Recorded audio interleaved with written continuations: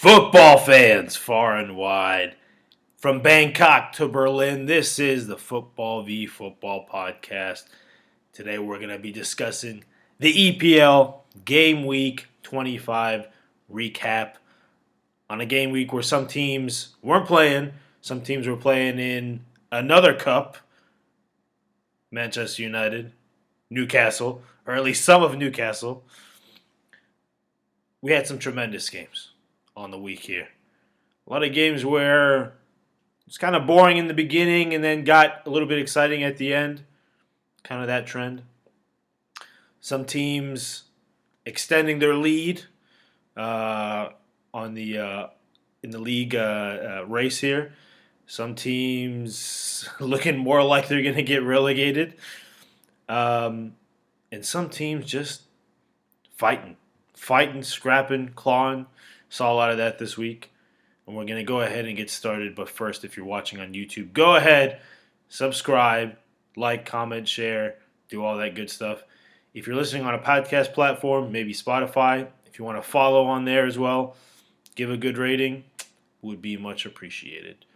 But we're going to go ahead and get started with the first game of the week, which happened on Friday.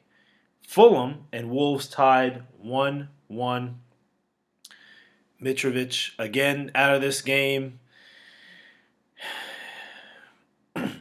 Him being out really just changes the whole approach of this team.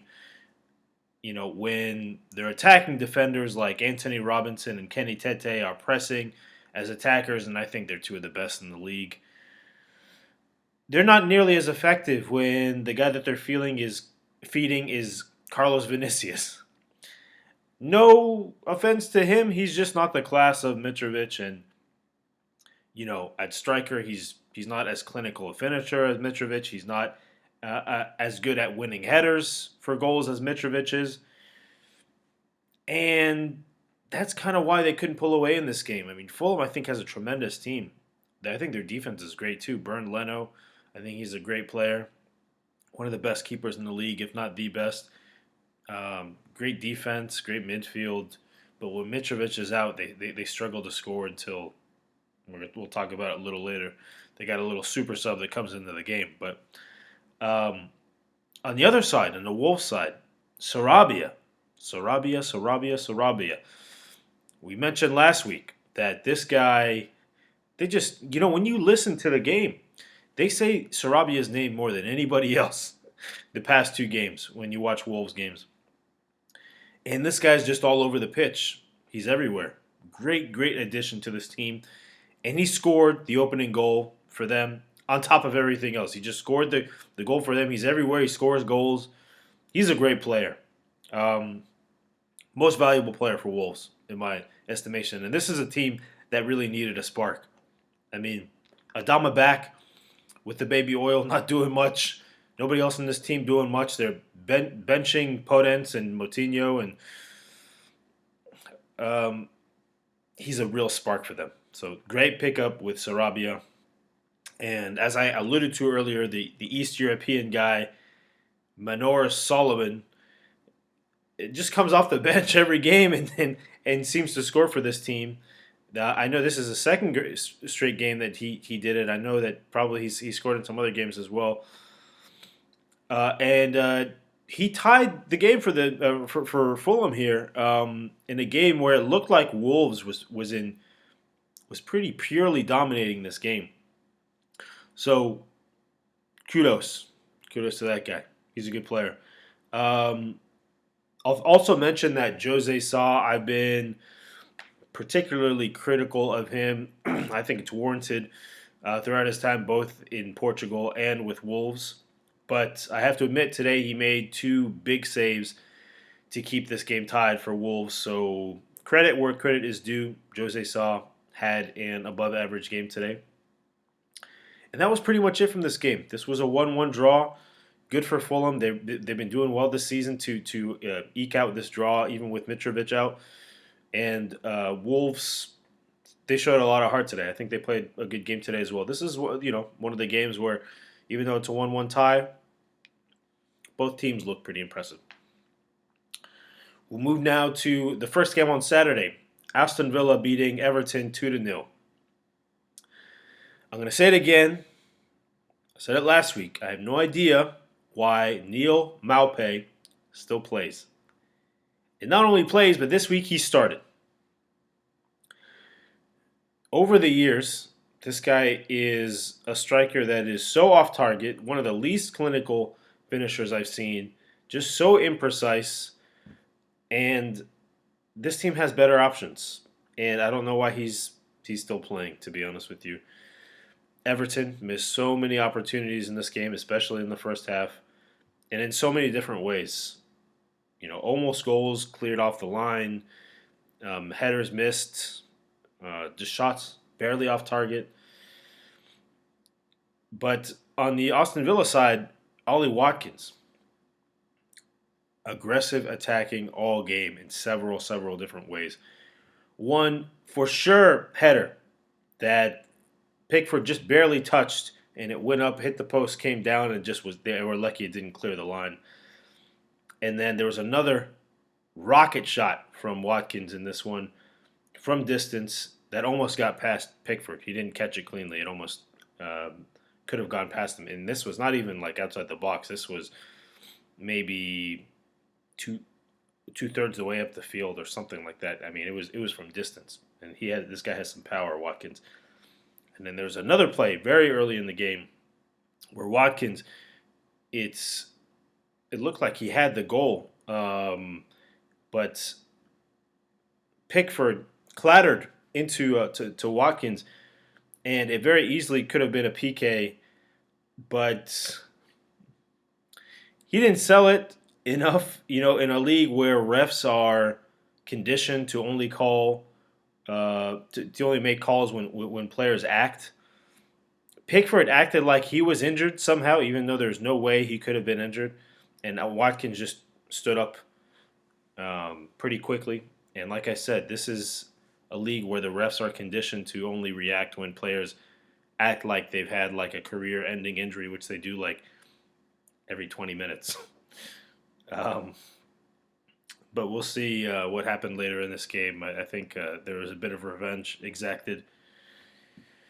With Everton, one of the guys I have to give credit to is Dwight McNeil, doing hard labor on the flank all game, fighting to produce great crosses all day. And I tell you what, those Aston Villa defenders were making him fight all game. They were giving him a lot of issues, but he fought through it.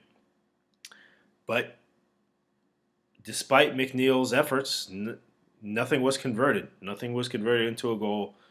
Onana probably got closest with a header that was tipped away by Martinez. Onana, what's my name? And again, Sean Dyche, the new Everton goalie, the new Everton manager. Questionable decisions in this one. Benching Demarai Gray again. I think this is maybe the third or fourth game that he's not giving him a chance. He only brought him in for a few minutes at the end of the game. And Demarai Gray plays like he plays. He was very aggressive. He had 2 shots, one of them on target. And he's a great aggressive player for this team, and he should absolutely be getting more playing time. And in my opinion, not playing Gray it's going to get Sean Dyche fired, and he's been given a second chance here. This guy was the manager of Burnley. Burnley got relegated, and now they're giving him another chance to be in the Premier League, and it looks like he's squandering it, to be honest with you. He has the look, he has the passion of a great manager, but his tactics, especially not to play Demarai Gray, I really don't understand it. And if he keeps this up, I think he's going to get sacked, and I think that there's a good chance Everton get relegated. A big club like Everton is very much so in question of getting relegated, and Sean Dyche is just not putting his best guys out there. Going back to the first goal of this game, Aston Villa's first goal, a very questionable penalty call, I have to say. Minimal contact on McGinn, but the ref gave it, and Watkins, of all the chances he had all game, somehow couldn't get it in, even if he was playing very, very well. Converted this PK, and this is his fifth consecutive game scoring a goal. And after he scored that goal, he threw up the 5. He knows what's up, and he's going for a 6th the next game. This guy's in excellent form. Few players in the EPL right now are in better form than Watkins. Maybe Rashford is on par. I don't know. Solly March is playing really well. But very, very few players are in the form that Watkins is in right now. And the second goal of this game to seal it was an absolute screamer by Buendia. Fired a rocket from a tough angle on the side after he kind of juked the defender. Beautiful, beautiful goal to put it at 2-0 and put Everton out of their misery. Aston Villa, very well-deserved win, as I alluded to before. Everton squandering their chance here. You got to play Demarai Gray more. That's all I have to say. Bench Maupay, play Demarai Gray more. I think if you start doing that, you're going to start seeing some results because I think this team does have talent. I mean, there's more talent on this team than some other teams that I feel like are in the relegation zone. But you got to put your players in position to win, and that's really what it comes down to in the Premier League. You're going to see it with some other games we're going to talk about here. You got to put your players in the position to win. That's what it's about. So, moving on now to a bit of a ho-hum game. Leeds beating Southampton 1-0. One of the stars of this game, Jack Harrison, great service all day. Players like Aronson, not a great finisher. I wasn't really impressed with him today, squandering several chances. Patrick Bamford, he's not the same attacker since he's had all those injuries over the past, I guess, couple of years at this point. Seems a little more reluctant, seems a little more careful these days.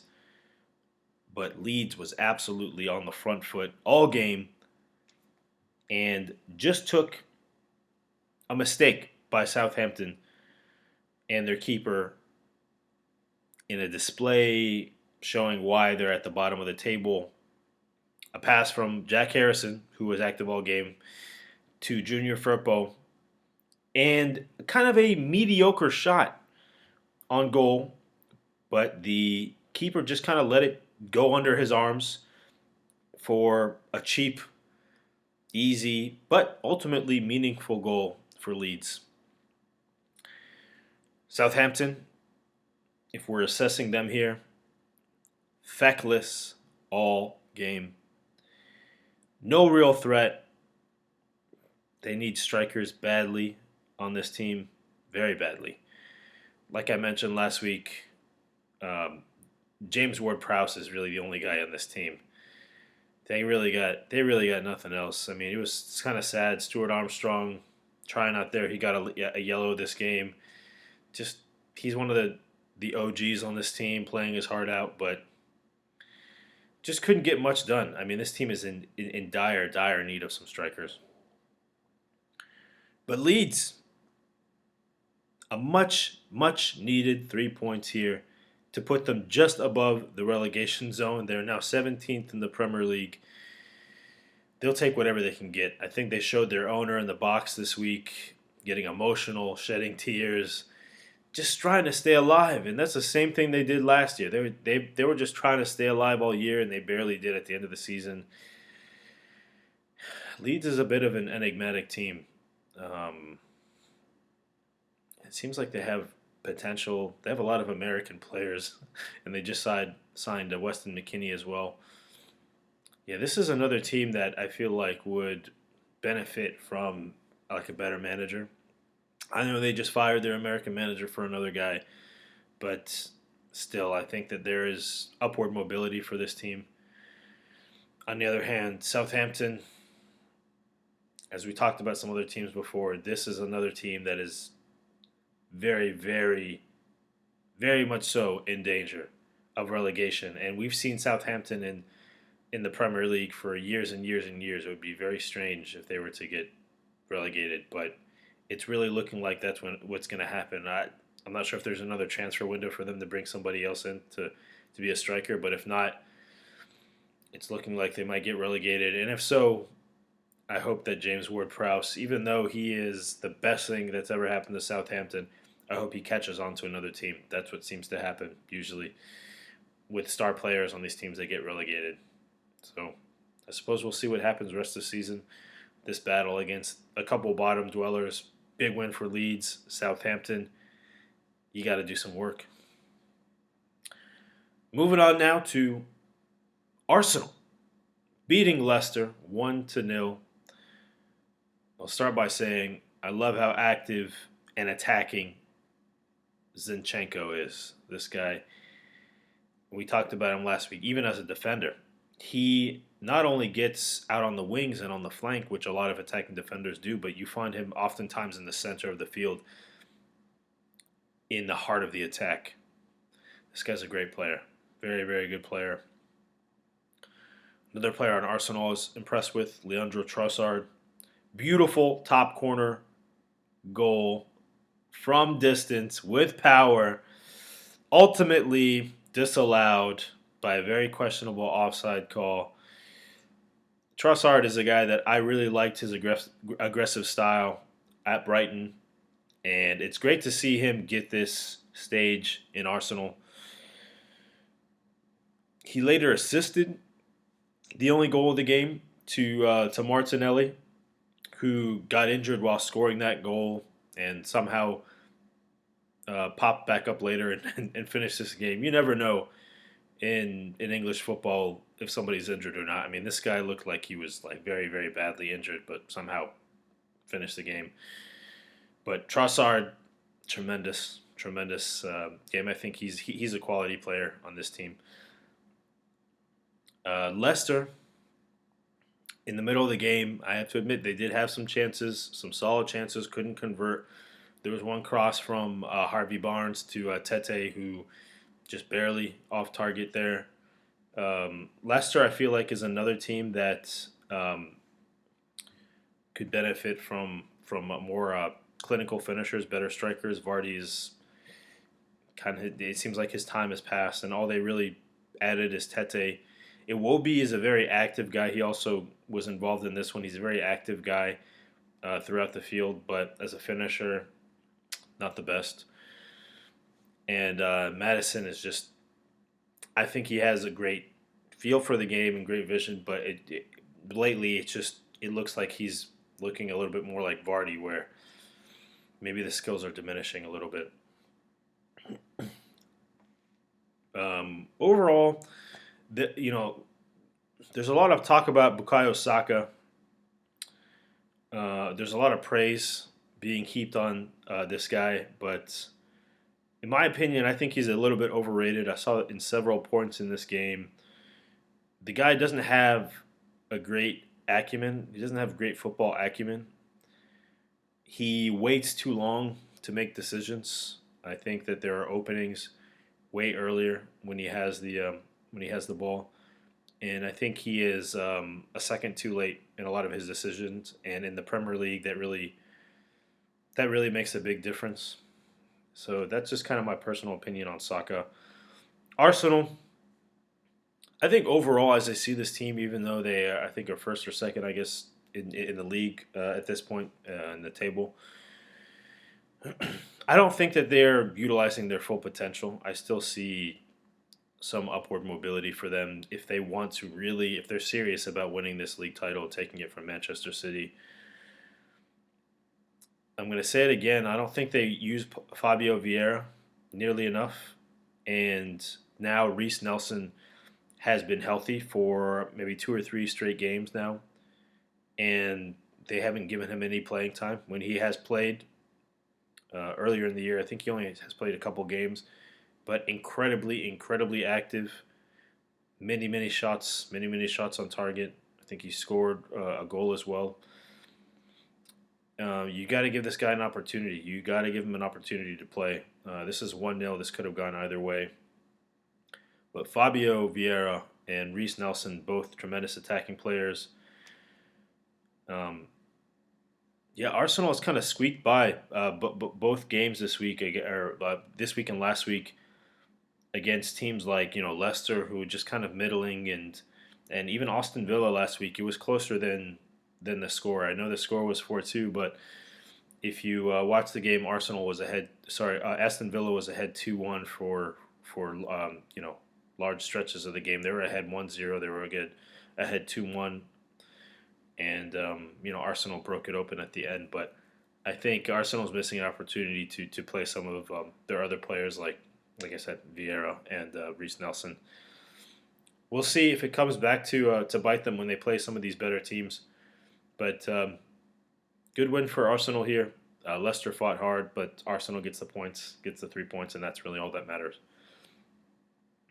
Moving on to West Ham, beating Nottingham Forest 4-0 in a game where the score belies the story of this game.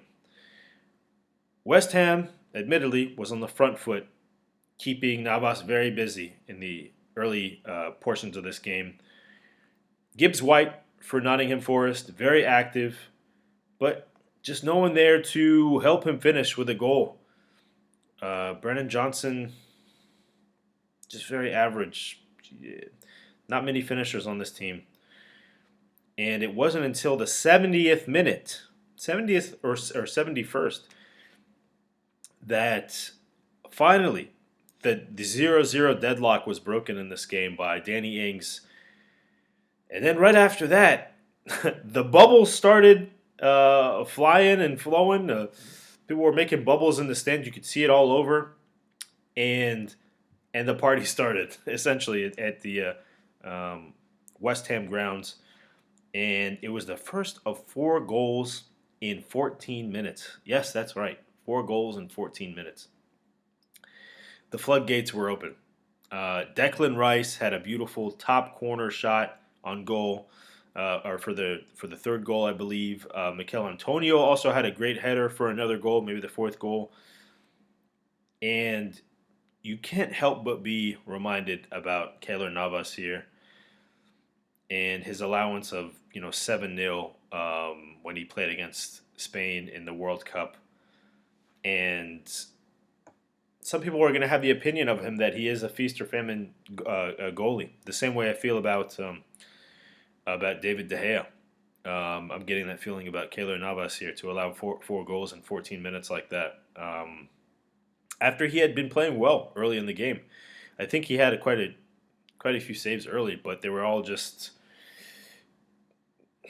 didn't come to anything later on. Maybe that's more of a commentary again on Nottingham Forest's defense, who I am not very impressed with. But allowing 4 goals in 14 minutes, I can't remember the last time I saw that in a Premier League game. So overall, Nottingham Forest, I have to say, they did look like they belonged for about 70 minutes of this game. They played tough. But giving up like that once the first goal went in is a very worrying development if I'm a Forest fan. They need more clinical finishers, as I mentioned earlier. In my estimation, Gibbs White is their only class attacker. They need more firepower on this team. Brennan Johnson isn't gonna do it. So, yeah, we'll see what happens here. Again, another team that is, could be near the bottom, could be threatening relegation. We'll see what they do from here on out. They're a bit of an inconsistent team, but West Ham, I mean, they really needed this win, and 4-0 to have that kind of party. It was a great day to be a West Ham fan. We'll move on now to another domination, another 4-goal game. Manchester City beating Bournemouth 4-1. Manchester City looked like they were in a league above Bournemouth in this one, quite literally. It looked like Manchester City was at the top of the EPL, which they are, and Bournemouth regressed to their second league form from last season. Foden, Haaland, Alvarez all shined in this one. It wasn't until Pep subbed out all his stars to empty his bench that Bournemouth salvaged some respect to secure a goal. I think it was Lerma that scored that goal. And overall in this game, and just when you're watching Manchester City over the years with Pep, their relentless press, even when leading by multiple goals, is seriously impressive. Their energy, their stamina, truly a testament to Pep as a manager for them to be this consistently aggressive, even when they're ahead. It's like the basketball equivalent of playing full court press, even when you're up by like double digit points. That's Manchester City. That's why they've been so successful. Now, Bournemouth, they do have impressive attack, as I've mentioned earlier. I am a believer in many of their attackers. Ouattara, Django Ouattara, I think he's great. He's class. He had many great moments in this game. Dominic Solanke, I'm a bit more ambivalent on. Uh, and I noticed this early in the season, but then he played some poor competition, and when he plays better competition, you see it. He really plays to his competition, and by that I mean against Manchester City and teams like that, Arsenal, the top teams, he's not very competitive. In fact, in this game, he was dispossessed 7 times. But I guess against lesser teams, he can and does thrive. So um, you get him against some of these bottom teams, bottom defenses, and Solanke, you know, is an above average striker. But against some of these teams, he doesn't he's not there. His skill level isn't there for the best defenses. But the most important part of this squad is Tavernier, and he was missing in this game again. He is the best attacker on this team, and he shows it whenever he plays. He played last week. He scored a goal. I think he played the week before. He had an assist or a goal. Every time he plays, it contributes, assist, goals, key passes. I mean, whatever it is, he contributes to scoring. But he has a nagging hamstring injury, and his absence may be the reason that they get relegated. Again, this is another team in the relegation zone. If they do not find a way to get him out on the pitch and into these matches, it's going to spell disaster for this team. And this is a team, like I said, I like their attack. I like some of their attacking pieces, but the physios need to find a way to get this guy healthy and get this guy out there. Get more of that spray. Do what you got to do. Get him out there. Otherwise, it's wraps for Bournemouth. They need to get him back badly. For Manchester City, they look like the best team in the Premier League. They look better than Arsenal to me. They completely dominated this game. KDB wasn't even playing. I mean, many of the, I don't. You don't need me to tell you this, but this team is so stacked. When you look at the substitutes at the beginning of the game, a lot of them look like, it could be a starting lineup, um, on another Premier League team. But to do this without KDB even playing, dangerous team, very dangerous team, and they look like the best in the league. Moving on now to the last game on the Saturday slate, Liverpool and Crystal Palace tying 0-0. Exciting game. Liverpool lacked finishing all day. Salah and Jota had shots on target and off the post, but just not accurate enough. And Salah had a breakaway that in years past he would have outran the defense and finished.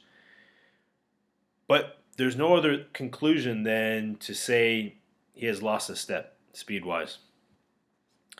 He's still an above-average overall player, obviously, and he fed Gakpo on a tremendous assist opportunity that Gakpo just couldn't convert. But overall, I have to admit, it's been a down year for my fellow countryman, Mohamed Salah. I don't know what it's going to take to get him out of this funk. That last shot off the posts really looked like it was going in. They're just there are centimeters of difference that are going on this year for him in the wrong direction.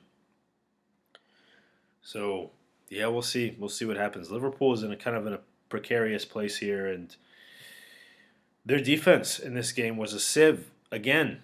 You know, coming off that Real Madrid game, you'd think that they would clean things up, but careless mistakes that would have been capitalized if Crystal Palace had better finishing and perhaps if Zaha was fit to play. You know, on Crystal Palace, Mateta and Olise had several chances. Also, one that came off the post late in this game that very, very easily could have gone in. Alisson did not have that great of a game. He was fortunate many times. And Liverpool, I have to say, they were lucky to tie this game. They deserve to lose, in my opinion. Crystal Palace were very, very upset to have tied this game, and they showed that at the end of the game and throughout the game, berating the refs. Even one of their defenders, Anderson, got a yellow card after the game for dissent. And then the Crystal Palace manager, Vieira, came into the refs' faces and again was yelling at them. They were very, very angry at the results of this game. They felt like they should have won. They felt like they were cheated in this one. And like I said, Crystal Palace was the better team in this game, and I thought they deserved to win. They're very unlucky to just get 1 point in this game, and on the other hand, Liverpool very lucky to get 1 point in this game and keep their hopes alive for maybe Champions League, but it's really looking like more they're striving for Europa League at this point. And yeah, we'll see what happens with both of these teams moving forward. Liverpool is a little bit more of a entertaining story to see what happens to them, but their form is not great at the moment. Not great. Last game of the day, the sole game on Sunday in the Premier League, at least, counting towards the actual standings. Tottenham beat Chelsea 2-0. Oliver Skip. Who knows about Oliver Skip? Let me know in the comments if before this game you knew who Oliver Skip was. Because I'm going to say I did. This guy had a big role to play in this game. He was lucky not to concede a PK early in this one. It looked like he had both, gotten a handball and fouled Sterling in the box. Wasn't called. Very fortunate there. And later in the game had the goal of the match, an absolutely beautiful goal from outside the box. A banana kick with the outside of his foot and had curved movement. Tremendous. Tremendous goal. Very rare to see from a defender. And now I know the name. Skip. It seems as though Son is now a super sub, which is very strange to see given his class and his pedigree from years past. But Kulusevski and Richarlison have been slightly better, I suppose. To me, they seem pretty similar. Kulusevski, I think, is clearly better, but Richarlison and Son, I guess it depends on the day. And Harry Kane with the second goal, just kind of cleaning up the residue of a corner to seal the win and the 3 points here. On the Chelsea side, there's a lot to say. Mudryk, the new addition to this team, he was brought on very, very late in this game. He is a player who I see tremendous promise in. His elite speed and his striking. I think he had one of the best opportunities in the second half for Chelsea in this game. He should get more playing time. Another couple notes in this game. The ref struggled mightily to maintain control of this match. Many cards were issued here. A red card was initially given to, or was it maybe like a yellow was initially given to Ziyech, and then retracted it, and then gave him a red, and then I guess it initially appeared as though he had given a slap to the face to Emerson Royale, but later went and saw the VAR, and that it showed that it was more of a slap to the shoulder that maybe kind of moved into the face. So the ref retracted the red card and gave him the yellow card. Kind of a mess. And there were other dust-ups throughout this game. There was poor pace. As a fan, wasn't really great to watch. There was fits and starts.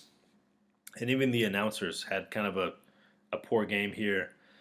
They were confused about Ziyech. They thought that he had gotten a yellow card earlier in the game, but he hadn't. So they thought it was going to accumulate from 2 yellows to a red, but that wasn't the case.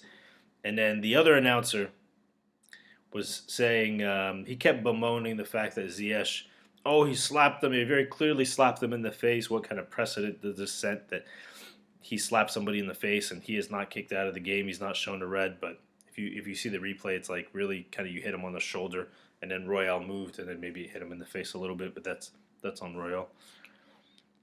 A little self-righteous by the announcer there, and just not the most clearly presented match.